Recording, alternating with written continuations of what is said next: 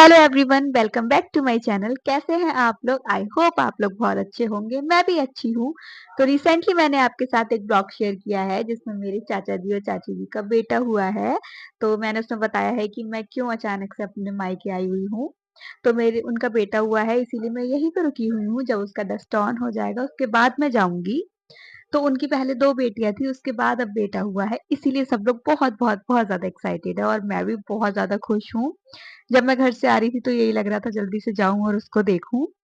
तो फिर अभी वो हॉस्पिटल में ही था उस वक़्त, फिर उसकी तबीयत खराब हो गई थी तो उसको मशीन में रखा गया था। तो थैंक गॉड माता की कृपा से अब वो ठीक है और फाइनली आज वो घर पे भी आ चुका है।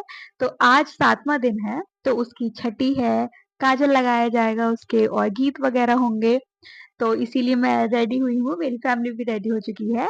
तो मेरे चाचा जी दूसरे घर में रहते हैं, तो अब हम बस वहीं के लिए निकल रहे हैं। तो बस आगे की चीज़ें मैं ब्लॉग में शेयर करूँगी। आज छठी का ब्लॉग शेयर करूँगी, उसके बाद संडे को डस्ट ऑन होगा, मैं उसका भी ब्लॉग आपको शेयर करूँगी। तो प्लीज़ आप लोग उसको ज़रूर देखिए। ये है मेरा सिंपल सा आउटफिट क्योंकि ज़्यादा लोग आ नहीं रहे थे, सिर्फ मेरी बुआ जी आ रही थी, तो मैंने सिंपल सा एक सूट वेयर किया है। फिर मैं निकल गई अपनी चाची जी के यहाँ। तो ये चाची के घर का रास्ता है, चाची का घर आ गया है। तो छठी आपको पता है रात में ही होती है, इसीलिए थोड़ा अंधेरा है क्योंकि लाइट भी नहीं आ रही थी उस समय, इसीलिए।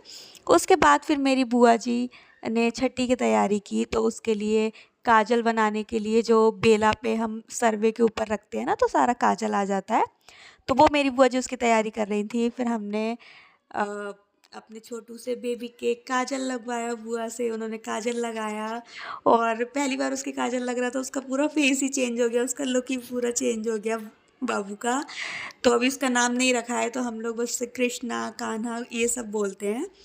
तो बुआ उसके काजल लगा रही हैं, उसके बाद तिलक किया, उसके बाद जो बच्चों की हथेली होती हैं उस पे भी काजल लगाते हैं, पैर में भी लगा देते हैं। तो वही मैं बस उसके हाथ निकाल रही थी क्योंकि इतना बड़ा स्वेटर है कि उसके जो सारे उसके जो हाथ हैं वो स्लीव्स के अंदर ही चले गए थे, बस वही निकाल रही थी।